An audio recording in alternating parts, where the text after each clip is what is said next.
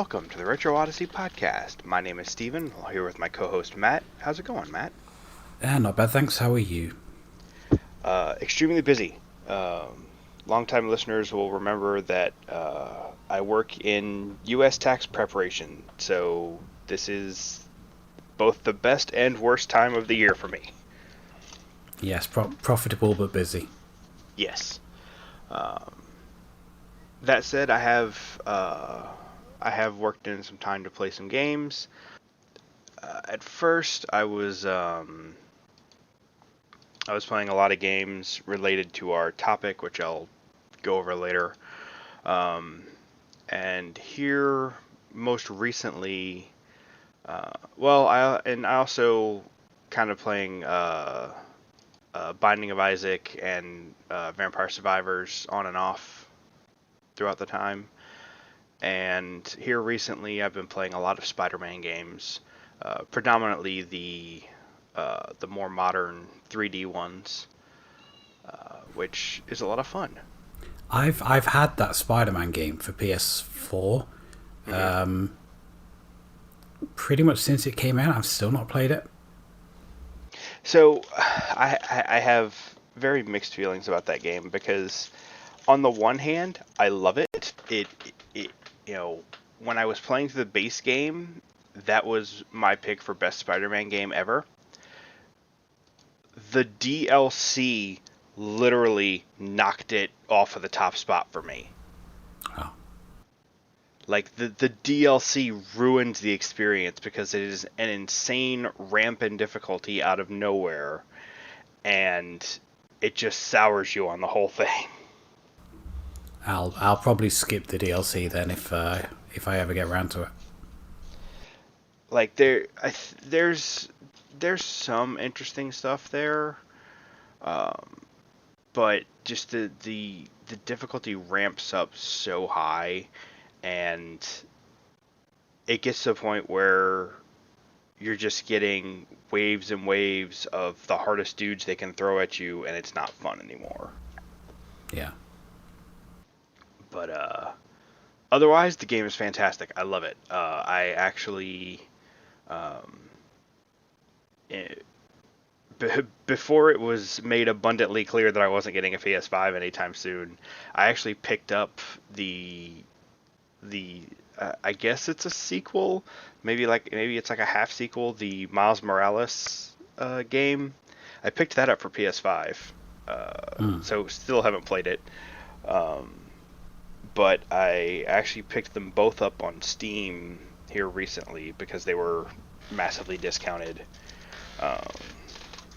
And the nice thing about the Steam version is it's the remastered version, so it'll have like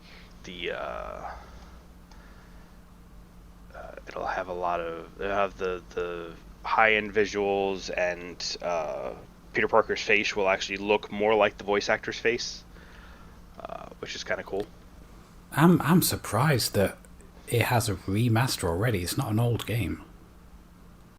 Yeah, so the remaster, it was basically the way that so many games got remastered, going from PS3 to PS4 or PS4 to PS5 is the same thing. Yeah, I get you. It was just the PS5 version. Yeah, because I saw the difference in Horizon Zero Dawn, because I started on the PS4 version and then I upgraded to the PS5 version. I was like, wow, this is miles different. Right. And thankfully, since I built my new rig, I can handle higher end games like that. Yeah, cool. I think that's pretty much everything. I picked up Final Fantasy VII Remake Intergrade for Steam, so I can finally play that, but I haven't gotten around to it yet. But yeah, so what all have you been playing? Well, I've mostly still been on this Minecraft kick that I was on. Been spending a hell of a lot of time on that, just building up around my base, a load of different buildings, a couple mods to give me minimap stuff and waypoints, which has been really useful, and just been running around exploring, doing shit in that really. I do want to point out as well, I did buy Minecraft way before Microsoft took over. I Right. bought it in the beta phase. I don't really like the idea of giving Microsoft money. Sometimes you kind of have to because of how ubiquitous they are in the PC space. But yeah, I've not given them money for Minecraft, and I'm not buying any of the stupid mine coins that they've got on the Bedrock edition. So, I mean, I still gave Notch money for it back in the day, but Which which we is all saw how much that better. turned out. Yeah, but that was before he kind of like turned heel. Yeah. But yeah, so that is mostly what I've been doing. But in the past week, I have been playing Resident Evil 9 Requiem. That came out last Friday, and I completed it. What day are we on? I completed it Wednesday. Really, really solid game. I absolutely loved it. The story, the gameplay is fantastic. I'm already well into like my second playthrough because I want to go through and unlock everything. It is really, really nice to see kind of like a new game with Leon, because we haven't seen Leon since Resident Evil 6. And, well, I mean, aside from the remakes, obviously. But, yeah, it is really good. It's really creepy. I like the sections with Grace. She's a really good new character. The action bits are really good. It looks fantastic on my PC. The last one they put out, which was Resident Evil 4 Remake, was one that I played on my old PC, and it did run, but I had to turn down a lot of settings, and now I've been able to, with the new PC, like put the settings up, and yeah, it has been an absolutely fantastic game, which I've loved a lot. Nice. Yeah, it's there's only two franchises that I tend to buy on release day. That's Resident Evil and Silent Hill. Those are the only like new games that I buy. I tend to buy stuff when they're on sale otherwise, but I'll always pick up the Resident Evil games. It's my favorite franchise, and yeah, really enjoyed this. There's a lot of nostalgic nods in the game, a lot of callbacks to older stuff, and I mean, I'm probably not a spoiler to say because it was in the trailers, but you do go back to Raccoon City, and there's just a lot of revisited locations, and yeah, really solid, and I've enjoyed it a lot. Nice. Is 9 still first person like 7 and 8 were? It is first person and third person. So the Grace sections are in first person. Those are more kind of like your classic Resident Evil puzzle solving bits. There's fighting in it as well, but Grace isn't as strong, and it's not as action oriented. It is more puzzle focused, and the Leon sections are in third person, and that plays more like Resident Evil 4 and the stuff from the recent remakes. But you are able to change the camera perspective on both characters if you want to. Okay. The default is Grace first person, Leon third person, but you can go into the settings and change them however you want. All right. But I played through on those defaults, and yeah, I think that is the right way to do them. I would struggle to do the Leon sections in first person because he is often surrounded by a lot of enemies, and you kind of need to see what's going on. Mm-hmm.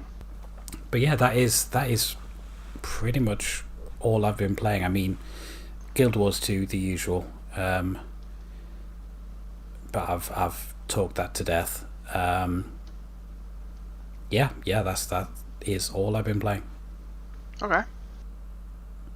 Do we have any news? I think if we do, it's all bad. Yeah, there's probably bad news around. We do have one important anniversary though. Oh wait, we do. I'm not sure if you're aware of this one, but specifically later this month, March the 20th, is the 8-year anniversary of this podcast. Yes. Yep, we started in 2018, March the 20th. The first episode went up, and we're still here 8 years later. On which one is this? This is episode number 65. So yeah, it's been we'll keep going until they stop us. Yeah, pretty much. Another a big anniversary that just passed was Pokemon had its 30th anniversary. Oh, nice. Because it originally came out in Japan in February 1996. That's cool. That's it started with the games, didn't it, or did it start with the cartoon? Yes. It started with the Game Boy games in Japan. I want to say the anime and the games came to the West around the same time, but a lot of people saw the anime before they played the games. Yeah. I know I myself had apparently seen all of the first season of the anime before I played the games, because I started with Pokemon Yellow, which came out a year after Red and Blue in the US. And am I right in thinking that Yellow is kind of like an amalgamation of Blue and Red?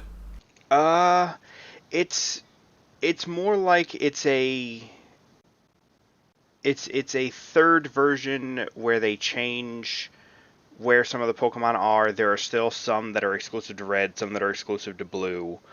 The big gimmick with Yellow was that your starter Pokemon was Pikachu, and you didn't get to pick between the 3 starters. Right.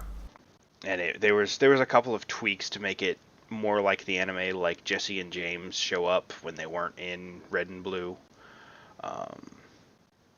Little things, and you get all 3 of the starters throughout the course of the game, which kind of makes the party composition a little busted in that one.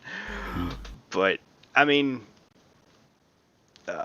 bottom line, Pokemon had its 30th anniversary. They announced the games for Generation 10, which will be coming out next year, called Pokemon Wind and Waves. That is literally all I know about them. They showed the starters, which, they're fine. I won't really have an opinion until I play the game. And I'm sure that Adam will be happy as well, because he really likes Pokemon games, doesn't he? And Ryan as well. Mm-hmm. Yeah, Pokemon is one of those that most of us agree on. Yeah, I'm the only one that's like not really into it. I think the only series that all of us agree on is Castlevania. Yeah. Because even like the 3 of us love Metroid. You're not as hyped about it. The 3 of us love the Mega Man X series. You're not as hyped about it. And then the games that you and I share, the other 2 don't. Yeah. It's It's fine. Diversity is good. But if that's all we've got, we can go ahead and take a break and move on to our topic for the episode. Okay then.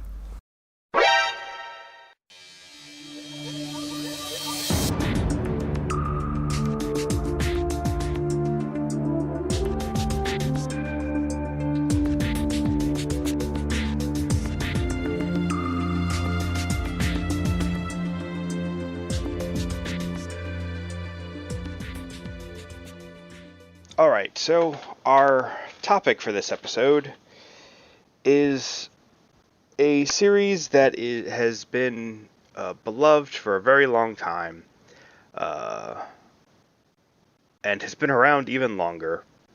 It's Metal Gear. The Metal Gear franchise started with Metal Gear on the. I see. So the first version we got was the NES version, but it came out on. It was the MSX. Yes. The first Metal Gear came out on the MSX in Japan in 1987, and then there was an official sequel on the MSX 2, and then there was technically a sequel on the NES called Snake's Revenge that Kojima didn't like. But then the franchise really took off in 1998 with Metal Gear Solid for the PlayStation, and it was so significant that a lot of people think the series is called Metal Gear Solid. So did you have any history with this series before we did this? No, none at all. Obviously, through cultural osmosis, I know about the series. I'm aware of it, and I've seen all the memes and stuff like that, and a bit of gameplay. But I had never actually played any of the games before this. So I had started Metal Gear and Metal Gear Solid a couple of times. Hadn't ever gotten through either of them. And I want to say back in like 2015, 2016, I picked up the Metal Gear Solid Legacy Collection on PS3, which basically had everything, well, all of the main games in the franchise up to that point. But I didn't even like try playing them until much later. Like I think it was I want to say it was like 2020 or 2021 before I even tried them. I always bounced off of them before, and I didn't quite bounce off immediately this time, but that's mostly because I was pushing through because it was a podcast game. And this is something I wanted to talk about is Metal Gear, even with the well, I'll say with the games that I played and some of the ones that came after, Metal Gear sticks very hard to the old Famicom NES development mindset of you're going to do this, 30 or 40 times before you get through, because without memorizing the level, you're not going to make it. Yeah. And I have gone on record on this very podcast that I despise that development mindset. Like you mentioned memes, ain't nobody got time for that.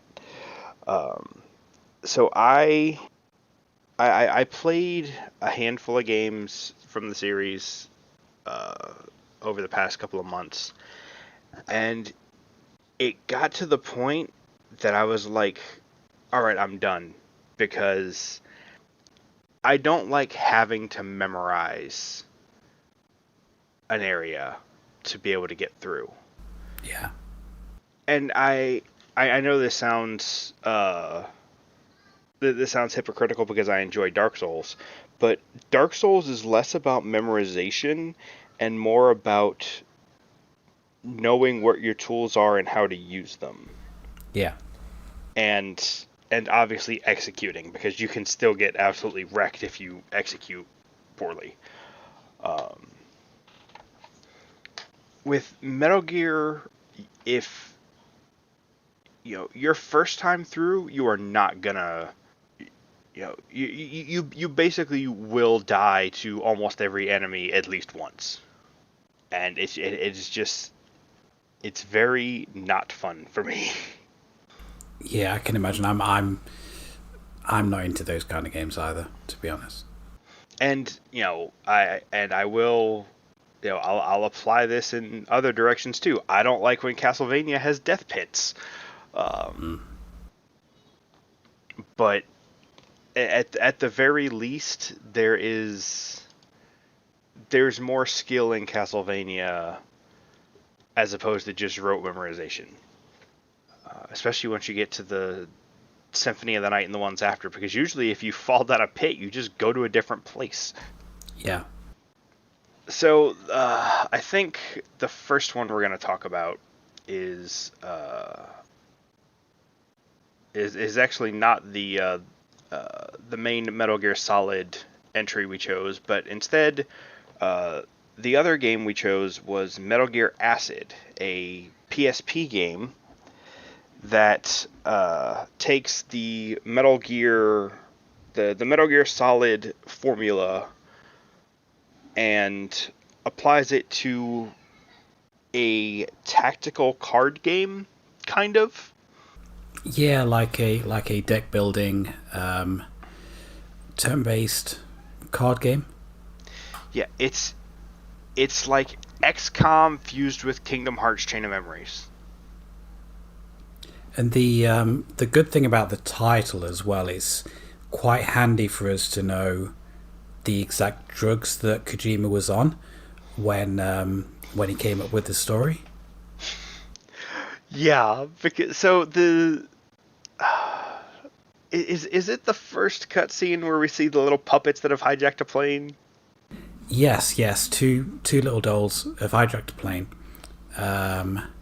and they have a fetish for killing. Yeah, like immediately straight away, you get the dolls, and it's a little odd. Yeah, and I know this franchise has a reputation for this kind of stuff, but I definitely wasn't expecting that. Like, I did not have marionettes poison an entire plane on my bingo card. Yeah, like I said, acid was definitely involved. I actually ended up playing the first chunk of this game a couple of times because I played it on the actual physical disc because I have that. But then I went back and did it again on my Vita because that's just easier. And there is a point in the game where you get additional characters, but I had just gotten to the point where you get the second character when I stopped. Yeah, I mean, I didn't get super far in this because I found that the difficulty ramped up quite significantly. Mm-hmm. I mean, even the first level, I died a hell of a lot before I actually worked it out. So I got up to the armory, which I think is about the 5th or 6th mission. And there is just so many enemies in that level, plus the robot dogs, plus the camera turrets. Mm-hmm. And it was just so difficult. I died so many times, and then I was just like, yeah, I can't do this.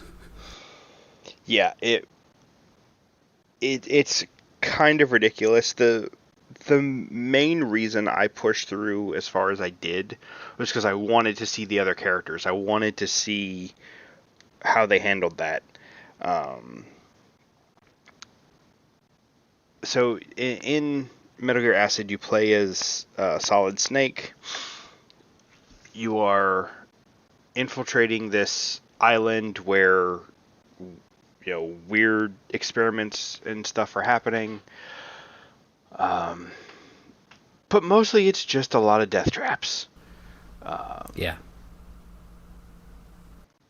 And the what I quickly discovered as a hallmark of the Metal Gear series is that you can, so with Metal Gear Acid you can zoom out and look at the entire board, but even that won't prepare you, because you'll have an enemy randomly take 2 turns in a row, or you'll be in just the wrong spot, and like with the main Metal Gear Solid games, once you're discovered, you might as well just lay down, because it's not worth the hassle of fighting through. Yeah, I mean the unpredictability of the enemies was my main difficulty point, and going back to that first mission as well, there is specifically a point after you get the alert after the enemies spot you, where it says you can crawl under a truck and wait it out. Mm-hmm. I tried from so many different angles. I could not get him to crawl underneath that truck at all, and they would just all gang up on me and just shoot me constantly. Yep. I ended up finishing that level just through sheer luck. They alerted, but the guard had moved a couple blocks away from the exit, so I was able to just skirt around him. But it's yeah, it is difficult right out of the gate. Yeah, and I mean, there are good mechanics here.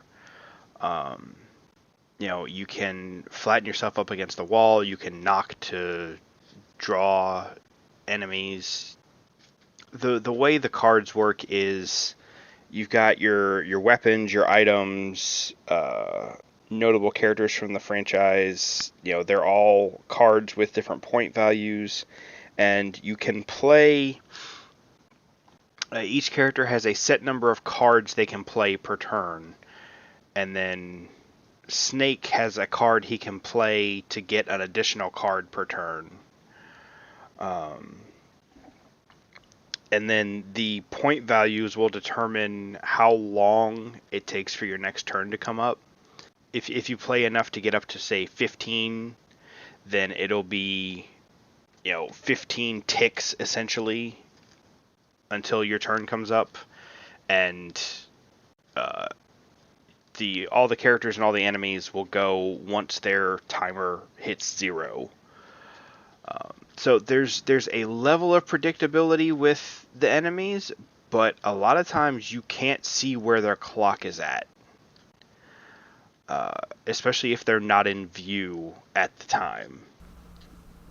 One thing that I did find quite useful was the fact that if an enemy is out of a certain range, then they won't get a turn. Yes. So it's only nearby enemies that are really kind of taking their turns before your next one. Mm-hmm. Yeah, so that's useful. And then you can equip various items or abilities. You'll have an item that will let you automatically evade one attack. Or you'll have body armor that'll let you cancel out 50 points of damage, things like that. And the game makes this big song and dance about equipable weapons, and I know for a fact you don't get any at the point that you got to. Well, you do get weapon cards though. Like that first mission, you do have a SOCOM card you can Right. use. You have weapon cards that you can use, but there's a whole bunch of stuff in the game about weapons that you equip. And the first equipable weapons don't show up until the point that I got to and stopped. Everything up to that point is so you essentially, when you start the game, you're just working with cards that are inspired by the original Metal Gear Solid, and all of those guns are cards that you use, not equip.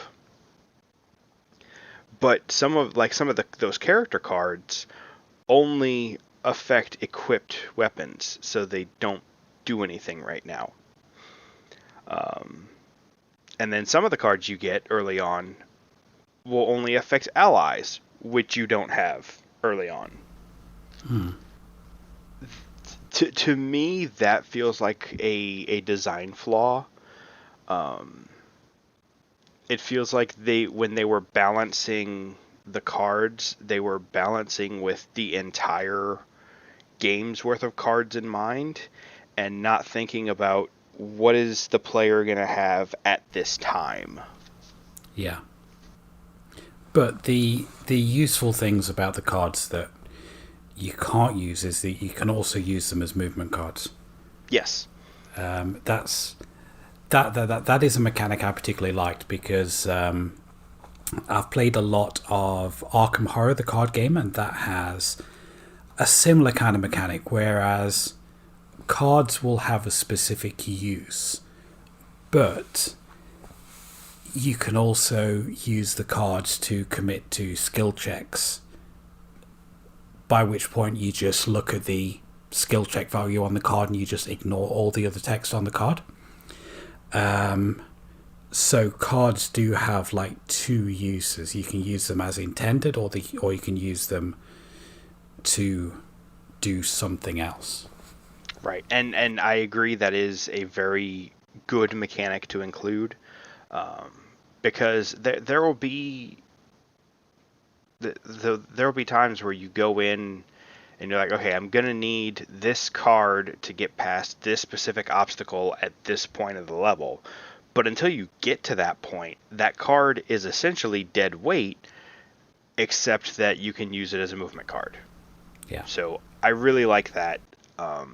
There are so most cards, when you use them as a movement card, will give you 3 spaces of movement. There are dedicated movement cards that are only for movement that will give you 4 spaces.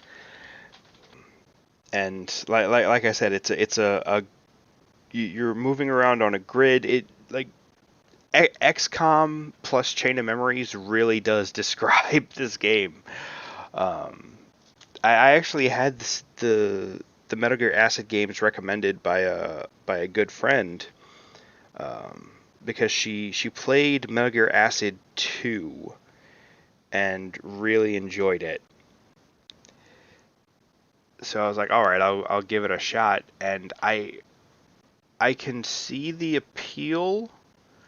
I'm still gonna try the second game to see if it's any more enjoyable, but again, the need to memorize levels to get through efficiently annoys me.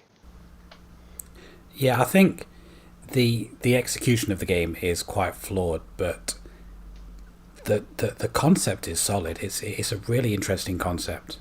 Right, and I can respect that. There are some other things I like. After I think the third mission, you can go back and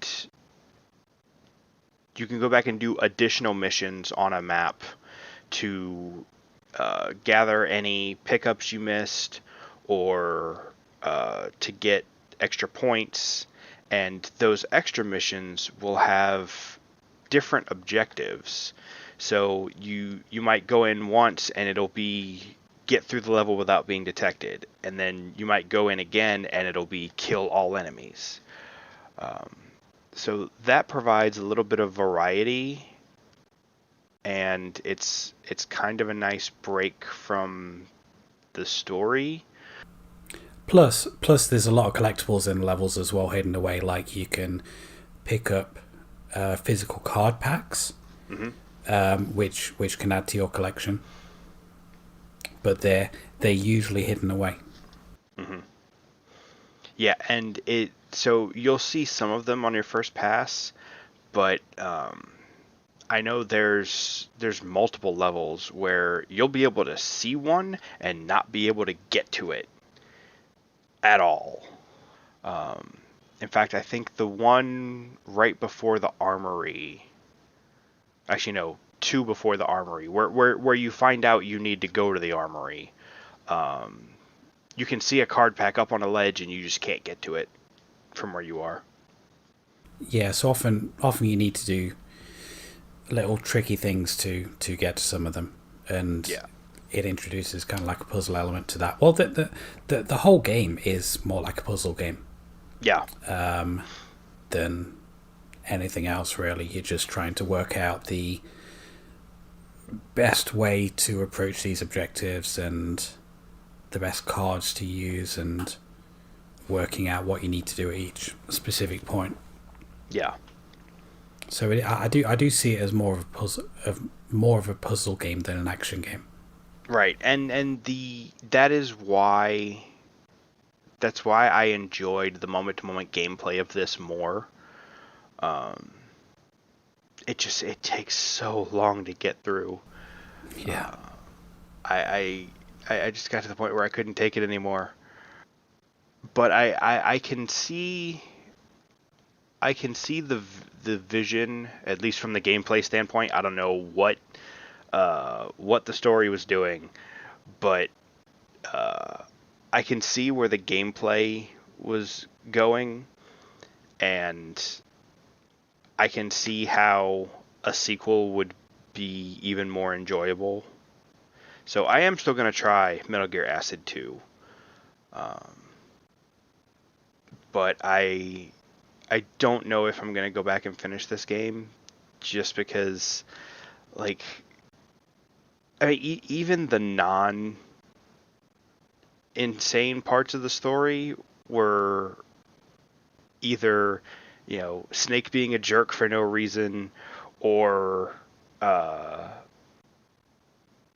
or like, people blathering about stuff that doesn't really matter. Well, a lot of the conversation as well is kind of like fourth wall breaking, Yeah. because they are literally telling you like the mechanics over the radio. One thing that made me laugh quite early on, like before the first main mission, is when Snake calls up his boss because he gets confused by a ladder. He's like, "What? What do I do?"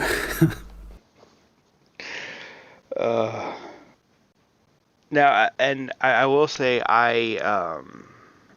most of the time they will telegraph what you can do in an area pretty well.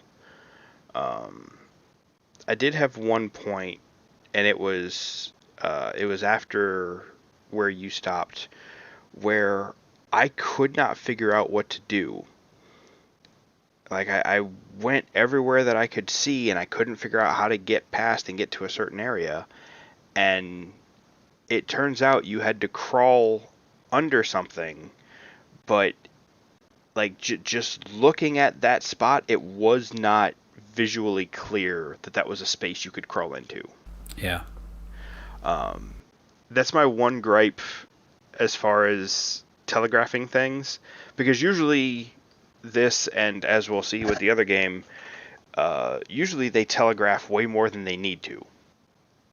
But that one instance, I was like, all right, I did not see that. Even knowing about it afterward and looking at it, it's not obvious to me. Yeah, that's always the trouble in in a lot of games, especially at a time when there wouldn't have been ways to really check online. Well, I guess this is a PSP game, so you would have been able to check on the internet at the time this came out. Yeah, 2004. But yeah, a lot of early games have issues with that where you just do not want to do. I think Zelda 2 is like a prime example of that, where there are certain things you need to do that are so alien to what the game has presented so far that you just do not, you wouldn't think to do them, and having to kind of like crawl under a certain space that you didn't really know was crawlable. Yeah. Yeah, because it just looks like a wall. Yeah. But yeah, so I respect this game. I respect what they were going for mechanically. I can see the vision. I can see how it would be appealing, which is why I'm gonna give Acid 2 a try, because I'm interested to see how this system is refined in a sequel. Is that also on PSP? Yes, which means I will probably be playing it on my Vita. Yeah. Let's face it, playing on actual PSP hardware is just not as efficient as being able to play on the Vita and have everything in one place. Yeah, I do have a PSP. I don't have a Vita, but I emulated this anyway. Well, and that was the other thing, is playing with. I had the physical disc for this one, and those UMDs get kind of loud. One other thing that I did enjoy about the game was the I think it might be after the third mission or the fourth mission, you get a really highly produced advert for the card shop. Oh, right. Which amused me quite a bit. Is this really enthusiastic advert that they show you. And once you get to the point that I stopped, you get a second ad, and this time it's for the Metal Gear Solid 2 cards. Oh yeah, because that first one was specifically saying you can now get Metal Gear Solid cards, wasn't it? Yeah. So yeah, overall, if the concept sounds interesting, I'd say go ahead and try it.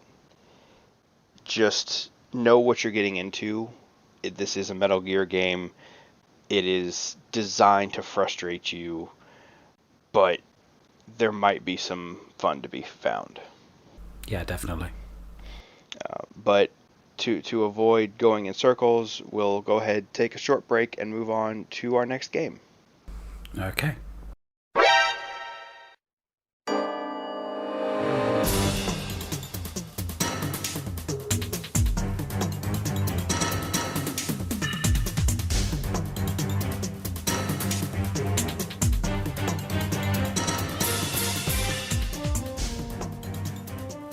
Alright, our second game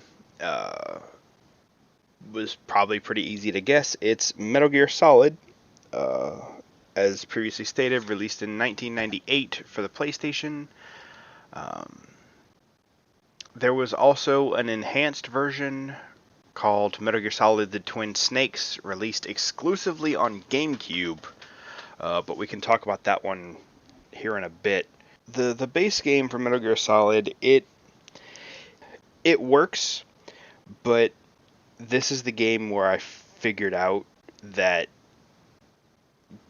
they were working on that old development mindset, because there's so many ways for the game to catch you by surprise and kill you, and it just,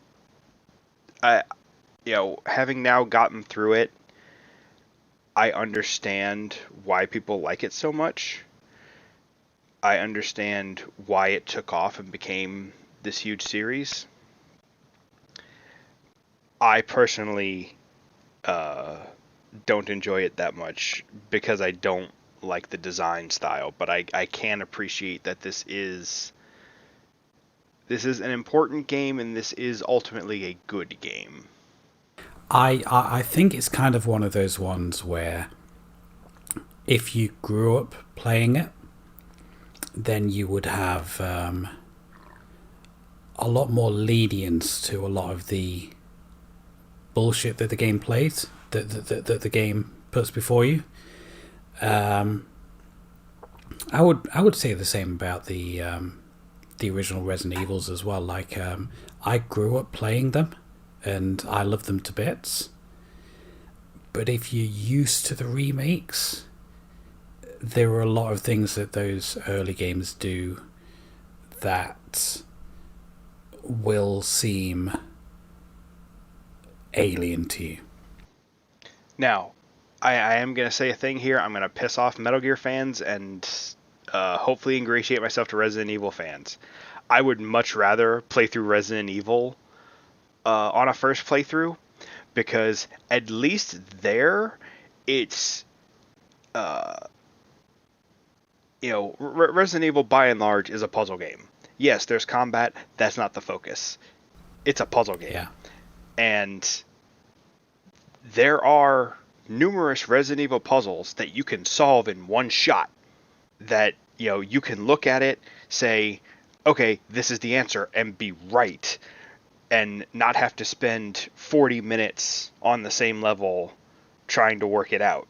Now, that can happen, but with Metal Gear Solid, you will spend, 20 to 40 minutes on a single room trying to figure out how to get through it.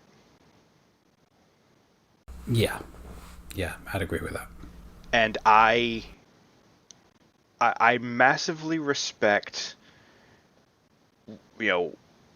what I massively respect a game that will respect the player's ability.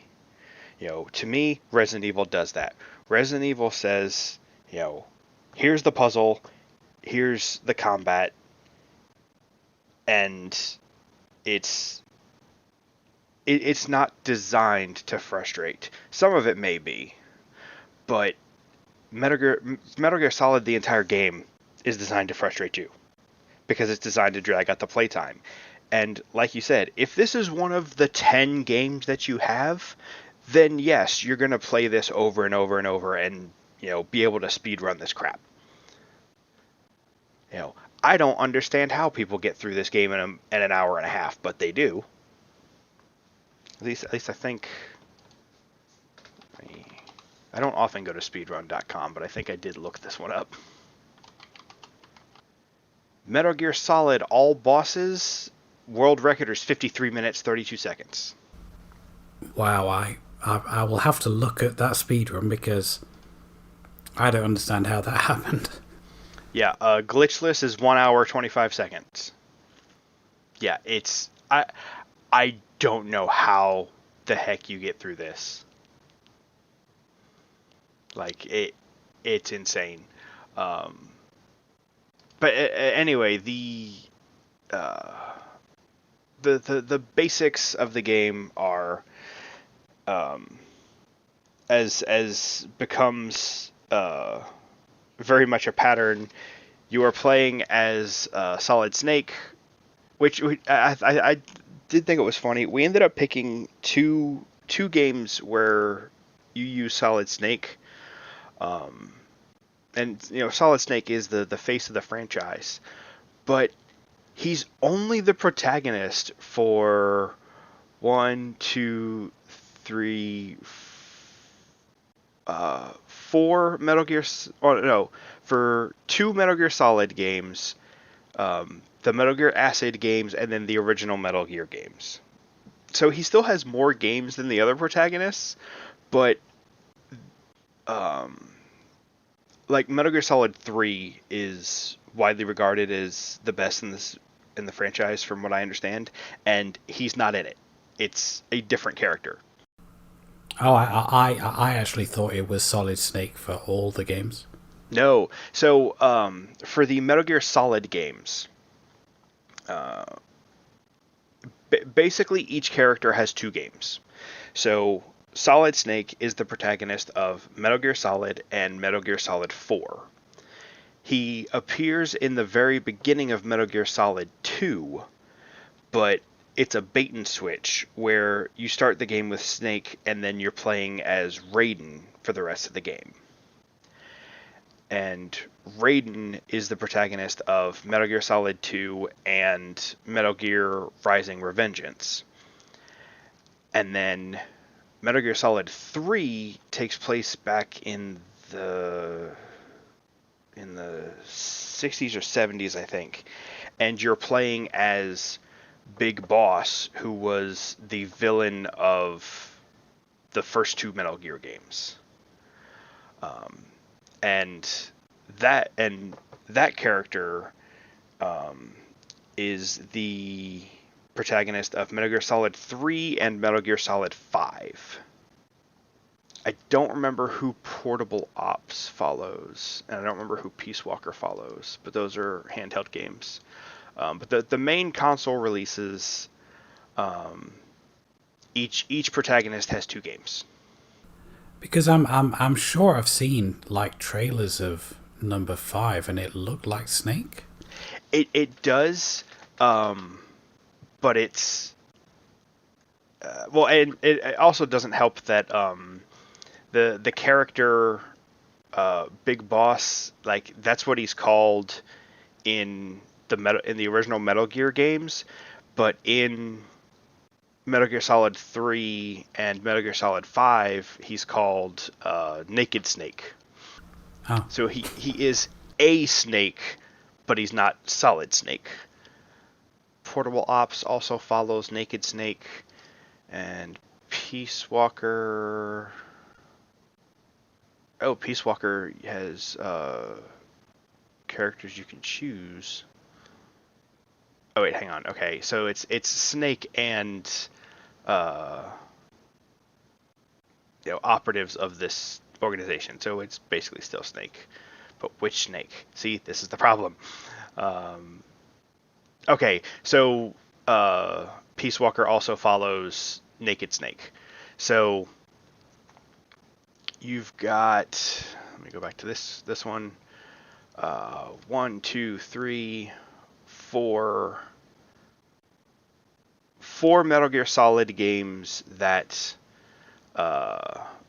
follow Solid Snake, with the 2 Acid games also following Solid Snake, and 1, 2, 3, 4 Metal Gear Solid games that follow Naked Snake. Yeah, and so the intricacies of the story are why I picked up the big Metal Gear collection that came out without having previously played the games, because from the outside, you don't hear as much about the gameplay as you do about the story. You hear about how off the wall some of the stuff can get. You hear about the characters and some of the more dramatic moments that are, I will admit, quite good. So I've been intrigued by this series for a long time. It wasn't until I actually played them that I was like, oh, Kojima develops in a style I don't like. The tagline, I guess, that ends up attached to most of the games in the franchise is tactical espionage action, which kind of fits. It's a lot more tactical than action, but there's a lot of crawling through vents. There's a lot of avoiding cameras, avoiding lines of sight. Now, one of the things that Metal Gear Acid did that I did appreciate was you had clear visual representations of line of sight for cameras and enemies. If you went to that zoom out mode, Metal Gear Solid, you can get those clear lines of sight on the mini map, but the mini map doesn't always work because there's some areas where it's disabled. But it does help with the fact that a lot of the guards have no peripheral vision. Yeah, that it for some reason every guard has horse blinders on. Yeah. But the opening of the game is it's a good introduction to the mechanics and how the game works. And originally I was gonna give it grief for not telegraphing, but it actually does telegraph pretty well. It's just you have to think more critically to follow it, which again I will give that to them. I respect that they don't just have a big beacon saying go here. They Snake's looking through binoculars and says there's an entrance here. There should be one on the second level, but I can't see it from here. And the intended entrance for you to go in is the one up on that second level. But you can absolutely go through that one on the first level. And I respect that they give you that choice. Now, if you go through that hole on the first level, you miss a cutscene that explains some, I would argue crucial details.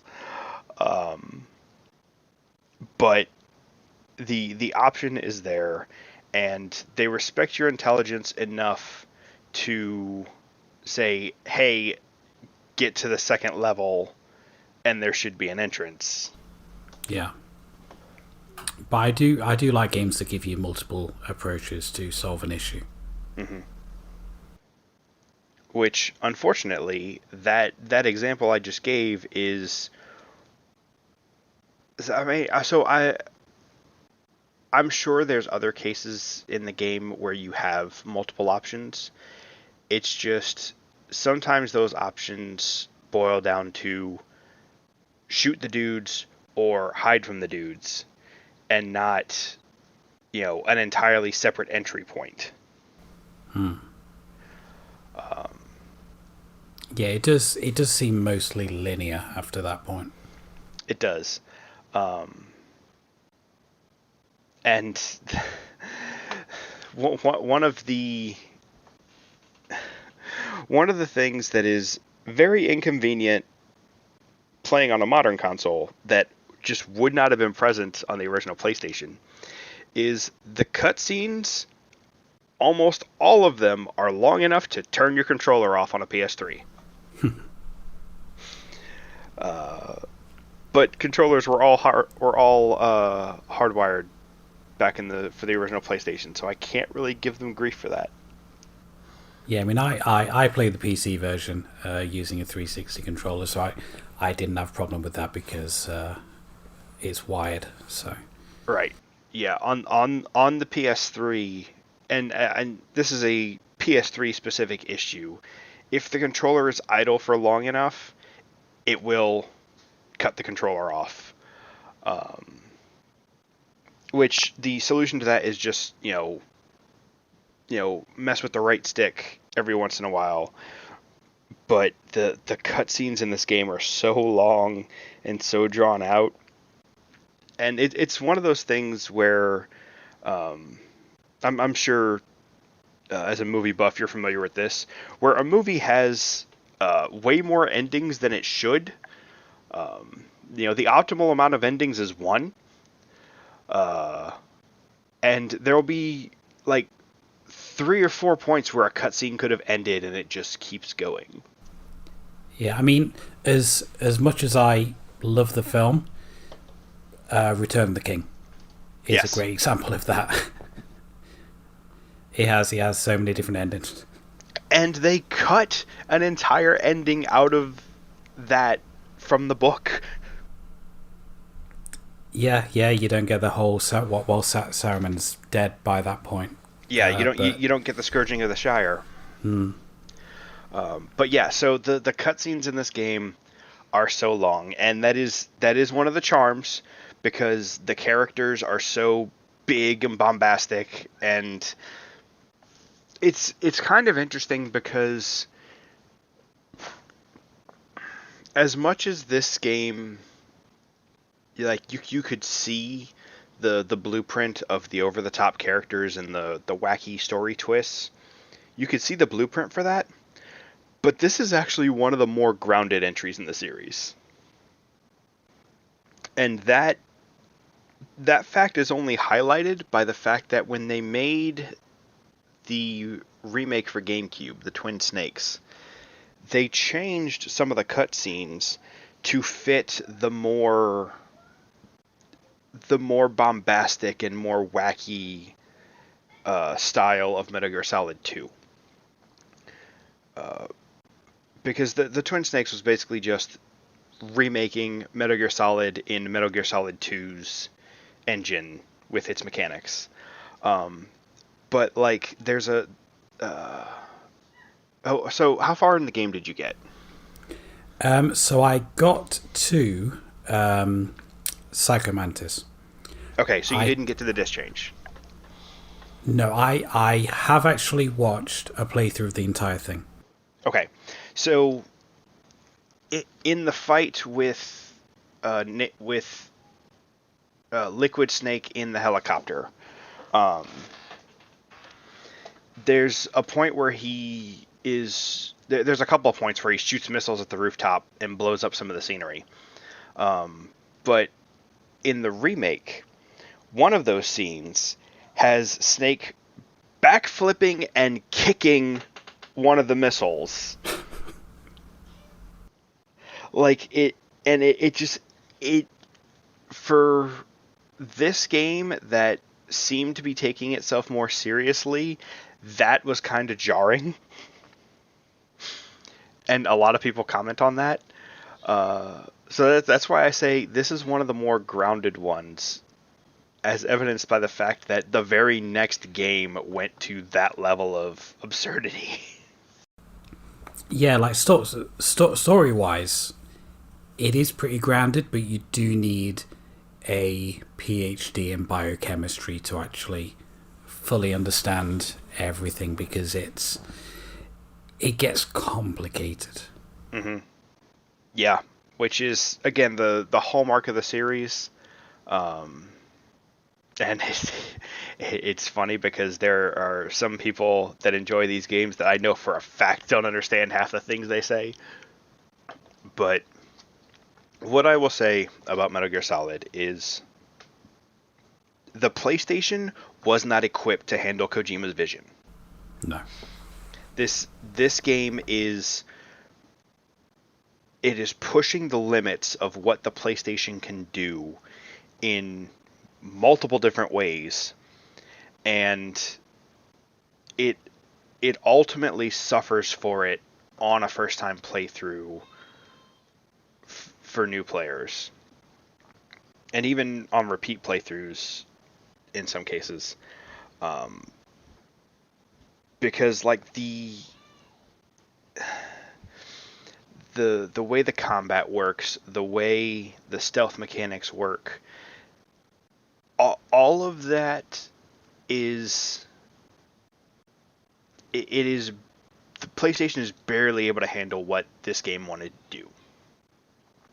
Now, credit where credit's due, they managed to squeeze it in a way that still has a good presentation. It's still playable, but this model, Kojima's vision for this game wouldn't really be possible until the PS2 GameCube era.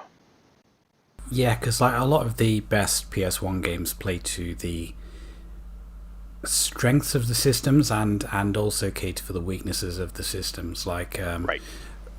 Quite famously, like the ones that I played as a kid, Silent Hill, the fog is there because of the render distance of PS1.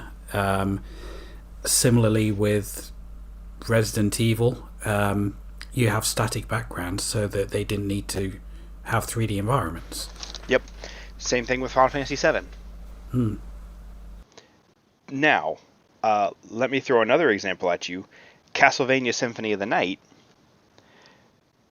They eschewed the jump to 3D and stuck with sprites, and it is some of the most gorgeous sprite work ever. Oh yeah, it's beautiful.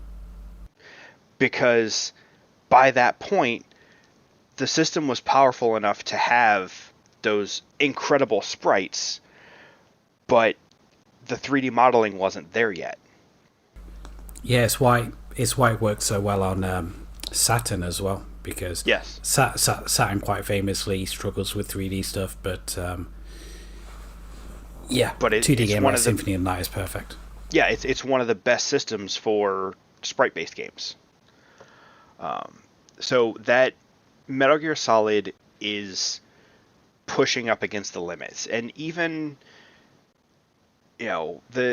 some of the most memorable points, like Psycho Mantis, you know, the game literally reads your memory card, and things like that, were I guarantee hadn't been done before. I don't know if they even would have been possible before this, because as far as I remember, this is the first system to use memory cards. Yeah, I mean, previous systems saved games on the cartridge themselves. But yeah, the PlayStation, I believe, is the first one with a memory card. I don't know about the 32X, because I know that was disc-based, but that was a weird thing in and of itself. I mean, there were only 32X games anyway. There's also that. But yeah, so it's funny, the Psycho Mantis thing, it seems like such a crazy idea, but then when you actually look at it, it is both more limited than they make it out to be, and more expansive than it seems, because the game can only recognize certain games on your memory card. Like, it's not gonna pick up on, say, the original Diablo. It predominantly is only Konami games, but there's like a whole flowchart for it. So it's like, if you have Suikoden and a couple of other games, it'll be like, oh, you like to play RPG games, and there's like this whole intricate thing for it, and it's all done with, from what I remember, only Konami titles. It's a crazy thing that that I don't think anyone would have even thought of at the time. But Hideo Kojima is a mad game designer. Yeah, I mean, also with that fight, it has the mechanic of having to swap controller ports. Yes. Which on PC is a pain in the ass, because it meant that I had to switch to keyboard controls. The keyboard controls are shit, and that is why I couldn't get past Psycho Mantis. Mm-hmm. Yeah, so for me, that was actually significantly easier, because I was playing on PS3, and all it is hit the home button, go to controllers, change the slot. And of course, back in the day, you would have had to physically move it to the other slot. But like stuff like that, and mechanics like that, and just the way that you have to move to go through the game and avoid obstacles, and just like you can feel it pressing up against the limits. Like certain boss fights, you end up having trouble actually targeting the boss because of the movement system. That tank trying to get those hand grenades to hit the guy in the tank was an absolute pain in the ass. Well, and and that is an issue all the way up to the final boss fight. The final fight is Solid Snake and Liquid Snake on top of Metal Gear in a fist fight, and there are so many times where you'll go to punch and you'll just punch right past him, or punch in a completely wrong direction, because the movement is just, it's not there yet. Yeah. It's just like I said, the vision for this game was too much for the PlayStation. But when they had the stronger technology and they came back with Metal Gear Solid: The Twin Snakes, that came with its own share of problems. Because number one, you had the mechanics of Metal Gear Solid 2 on the maps for Metal Gear Solid, but those maps were designed with Metal Gear Solid mechanics in mind. So you get a camera in Metal Gear Solid. You get a camera and you get binoculars, but they're very much a, this takes you into first person, but you can't do anything while you're in first person. In the Twin Snakes, you can play the whole game in first person. You can move, you can shoot, you can do everything in first person. And that drastically changes some of it. That makes some parts of the game much easier, because you can just pop into first person and see down a hallway that you wouldn't be able to see from the top-down view, and know when it's safe to move. It also seems like it would be harder in a lot of sections if you're in a room with a lot of guards.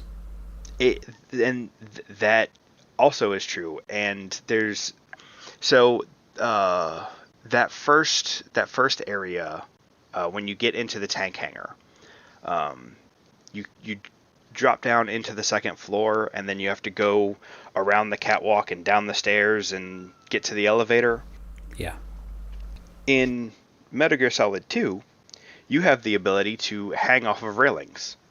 So if you don't want to bother getting the thermal goggles, you can just drop down right where you can drop over that railing right where you come down, and then you're 5 feet from the elevator.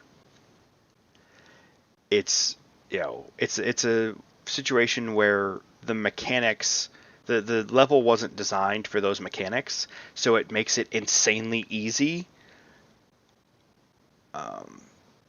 But the other problem you run into is a lot of those mechanics don't help you in certain situations in the early game, and like that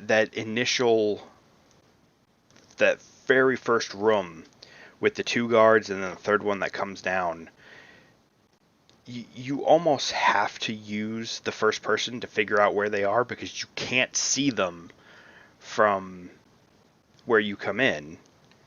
And if you don't know where they are, you're gonna get caught as soon as you go under that pipe and go into the main area of the room. Like it took me like 40 minutes to get through that room the first time I played the GameCube version. Well, quite a lot of the playthrough for what I got to on the PC version, I would try my best to be stealthy, but I would just get caught and have to like shoot my way through like quite a lot of times, just because I couldn't see exactly what was going on and where people were. Right.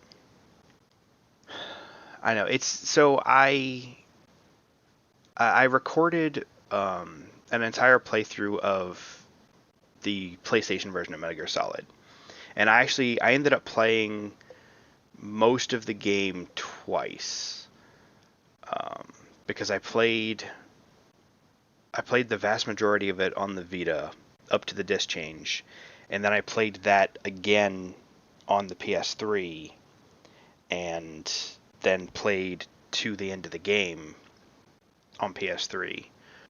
And yeah, on the second playthrough, it's much easier to get through because you already know where stuff is. That was kind of what tipped me off that was the design philosophy, was when you're coming back through later, it's easier to get through. Um, but there's still if you got to Psycho Mantis, so you wouldn't have even gotten to the sniper fights. There's two boss fights where you're basically in a sniper duel, and it's got this mechanic where your camera will shake constantly unless you take a certain medicine, and before those fights you have to go around and make sure you have enough of that, or else you won't be able to do the fight. Well, the playthrough that I watched, he actually did the sniper fight against that lady using guided missiles. So, so he would fire one of the missiles, and that puts the perspective into first person perspective of the missile, and he would hit the enemy with those. Interesting. I didn't think to try that. I could see how that would work for the first one. I don't know how well it would work for the second fight in the snow, because there you're dealing with all the trees and stuff. So I did my recordings, and I was recording the twin snakes, and uh, I just had to stop because it got way too frustrating. And mind you, this is maps that I've gone through at least two, usually three times, and I was still struggling at every step. So that plus when I started playing Metal Gear Solid 2, that was kind of like the final nail in the coffin for me. It's why I just stopped playing them entirely, because they were just too frustrating on that first run. But I can see the quality. I can see why people enjoy them. Yeah, it seems like for me one of those games where I would rather watch a playthrough than actually play it myself. Right. Because, and you hear people talk all the time in the gaming community about wanting a challenge, and I can understand the desire for challenge and the satisfaction from overcoming a challenge, but the the method is where they lose me. Because like I mentioned before, a game like Dark Souls, your skill plays a much bigger part. In Metal Gear Solid, it doesn't matter how well acquainted you are with the equipment and abilities, you will still struggle the first time through because of the way it's designed. Yeah, you're kind of fighting against the engine a lot of the time. Yeah. And the the movement is weird because I believe this game came out before the DualShock was standardized. So it it's I think it's designed for you to move with the D-pad, and a lot of times that ends up being the only way to have that precise movement that you need. Well, on the PC version, my analog stick didn't work for movement, so I had to use the D-pad anyway. Mm. Yeah, so on the PlayStation version, well, I on the Vita, I guess I was still playing the PlayStation version. Um, you can use the stick, but most times I ended up having to use the D-pad. But it, again, like if you're in a big open area, like the fight against Metal Gear, that that doesn't feel right using the D-pad because you're not in those tight corridors. It's like I keep saying, the game was pressing up against the limits of what the PlayStation could do, and I like you said, it's I would have more fun watching these than playing them because the story is engaging. Um, there's you know there's qualities like you mentioned where you need you need a very thorough understanding of both science and military to understand some of it. But like there's entertaining moments to be had there. The gameplay just doesn't hold up for me. Yeah, and I find as well with the characterization, like I said, the story is definitely engaging. Everyone in this game is an arsehole.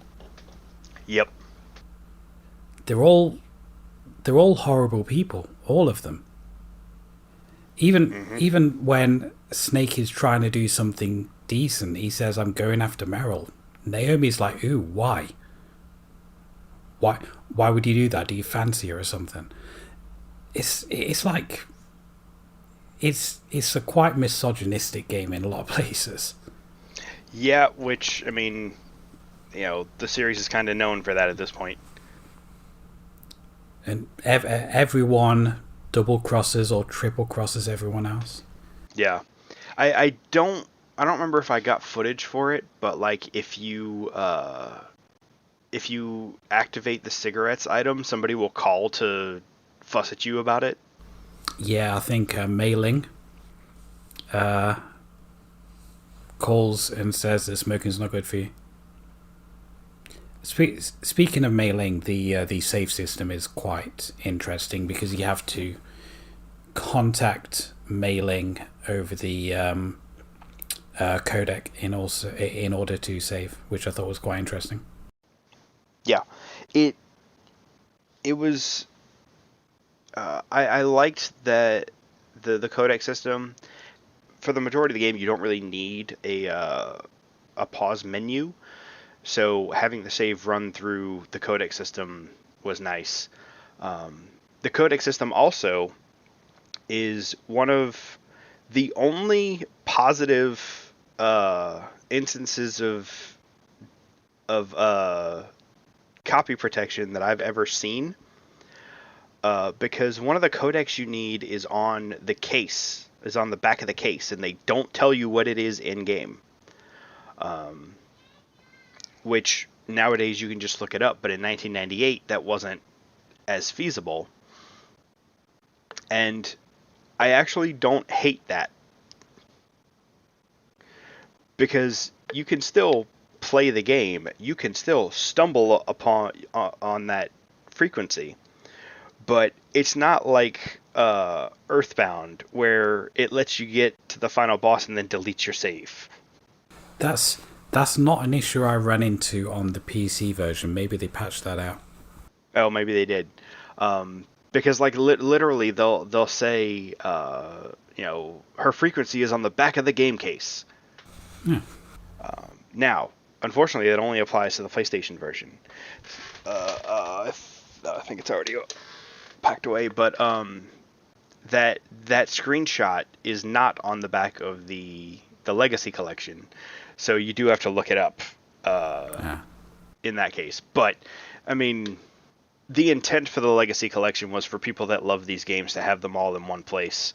So those people would already know what the frequency was. Yeah. I did appreciate that version of the copy protection, because it's, you know, it's a way of making sure you bought the game, but it's not mean about it. Yeah, and I also like once you've made a call on the codec to a specific frequency, you can just access that person from a menu after that. Yep. Which Yeah, is quite handy. yeah, I didn't realize that at first, and I was, scrolling through, because the first couple frequencies are right next to each other. So that's not a problem. But once you get further and further away, that becomes essential. And it is interesting as well for like additional lore. If you're not already tired of the long ass cutscenes, you can call anyone at any point, and they'll give their own perspective on what's currently going on. Yeah, because there's a whole character that you can just never call. There's a weapons expert that they give you the frequency for, and you can call her at any time, and she'll tell you all about these weapons. You never have to talk to her. And then there's some characters that are, they'll call you and give you tips, or call you to taunt you or whatever. But yeah, the codecs do add to the cutscenes, because you'll have a huge cutscene and then a huge codec conversation, and then sometimes there will be a cutscene in the middle of the codec conversation to show, archive military footage. Yeah, it gets quite long. Yeah, it gets obnoxious with the cutscenes. I'm pretty sure I saw a YouTube video. I didn't watch it, but I think it was called Metal Gear Solid the movie, which was just the cutscenes, and I'm sure it was like 4 hours. Yeah. Yeah, that's a bit excessive. Yeah, it's crazy, and the part of what gets frustrating is you've got the pre-rendered cutscenes, you got the codec cutscenes, and then you've got the in-engine cutscenes, like for the start of boss battles, and each of them has a different way to skip it.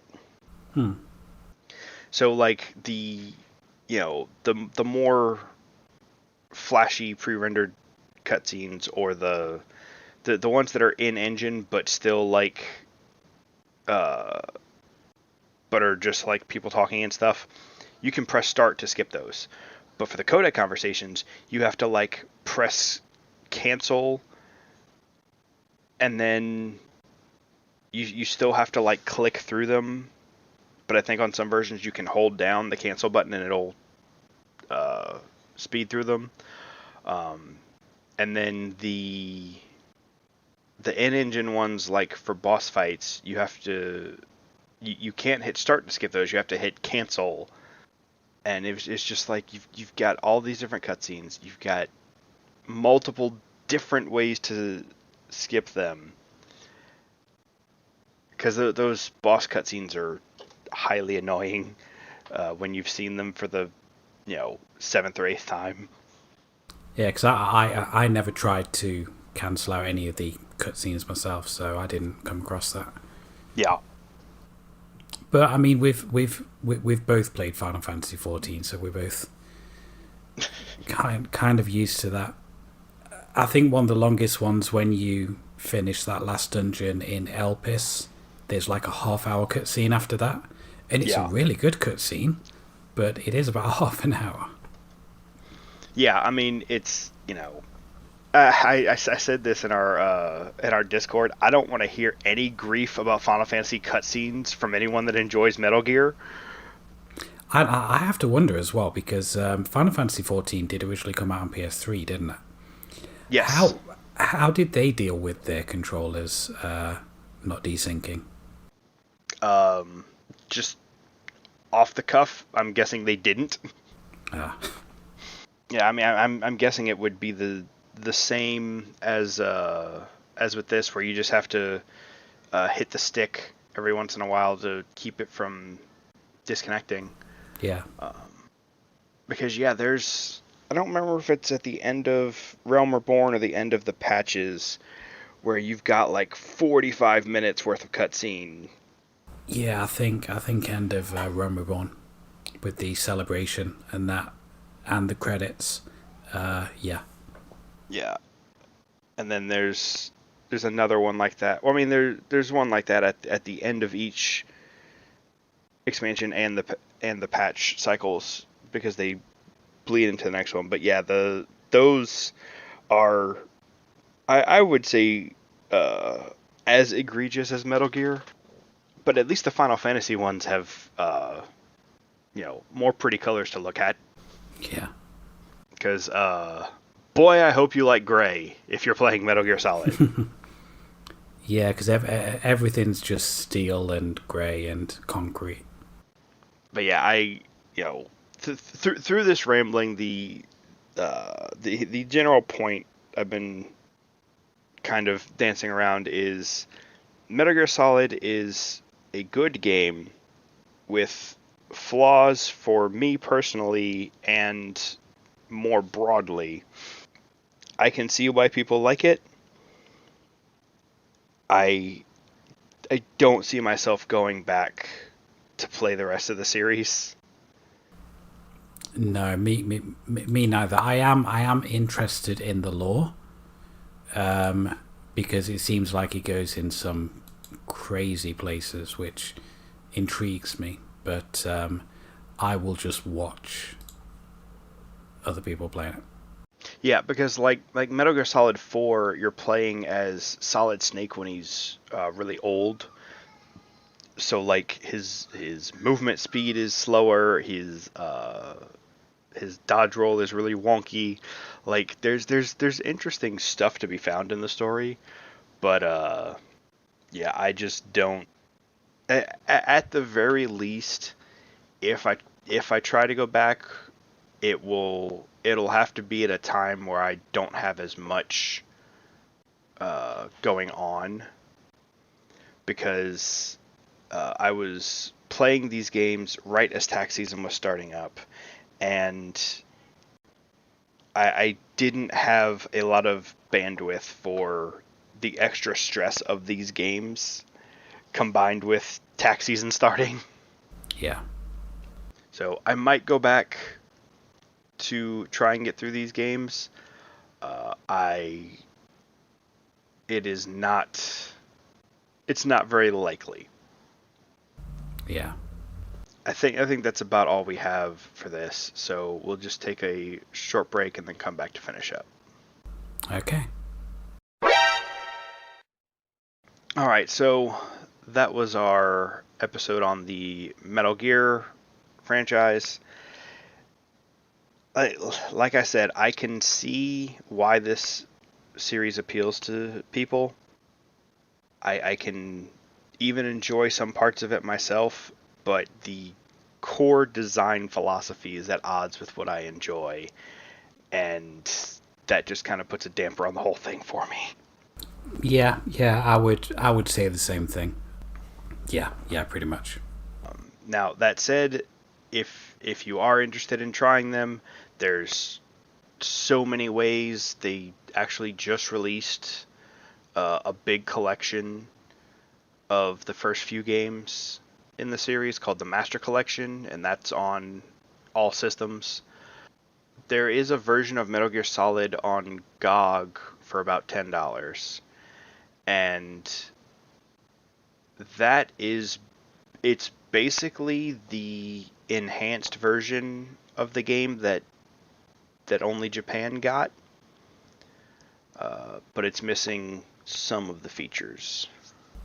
Yeah, that's the version I played. Yeah, so that one actually, you can do more in first person in that than you could in the original PlayStation version. But yeah, I mean these games are super easy to get a hold of. Like I said, they released the Master Collection in 2023, and I think the second half is coming out this year. They just released a remake of the third game. So if you're interested in this, there's plenty of ways to play it. I kind of wish I enjoyed these games more, but it is what it is. Yeah. Anyway, that's going to be all for us today. We will be back probably in our usual time frame, but all that's left for today is to say goodbye. So goodbye. Goodbye.